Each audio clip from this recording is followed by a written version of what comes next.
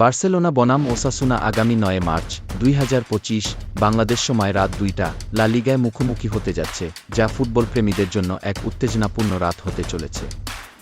ম্যাচটি অনুষ্ঠিত হবে বার্সেলোনার ঐতিহাসিক home ground Olympic Lluis Companys স্টেডিয়ামে, যেখানে হাজারো কাতালান সমর্থক তাদের দলকে জয়ের পথে এগিয়ে দিতে গর্জন তুলবে।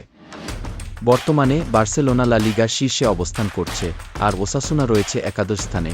তবে ফুটবলে কিছুই অসম্ভব নয়। কিন্তু বার্সেলোনার জন্য এই ম্যাচ শুধুমাত্র ৩ পয়েন্ট অর্জনের লড়াই নয়, এটি সম্মানের প্রশ্ন।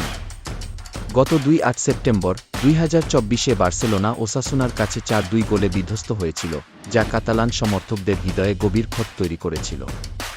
ওই ম্যাচে ওসাসুনার ক্রোয়েশিয়ান স্ট্রাইকার আন্তে বুদিমির বার্সেলোনার রক্ষণভাগকে চুরমার করে ২ গোল করেন। বার্সার কোচ হ্যান্সি ফ্লিক সেদিন চ্যাম্পিয়ন্স লিগের কথা ভেবে কিছু মূল খেলোয়াড়কে বিশ্রাম দিয়েছিলেন, কিন্তু ফলাফল হয়েছিল নির্মম, এক করুণ পরাজয়। এবার বার্সেলোনা মাঠে নামবে প্রতিশোধের আগুন নিয়ে। তারা যে কেবল জয় চায় তা নয়, তারা ওসাসুনাকে মনে করিয়ে দিতে চায় যে বার্সেলোনার গর্বকে সহজে আঘাত করা যায় না। অন্যদিকে ওসাসুনা তাদের আগের সাফল্য ধরে রাখতে মরিয়া থাকবে, প্রমাণ করতে চাইবে যে তাদের বিজয় কোনো কাকতালীয় ঘটনা ছিল না। এক কথায়, এ ম্যাচ হতে যাচ্ছে মর্যাদার, আবেগের এবং শুদ্ধ প্রতিশোধের এক মহারণ।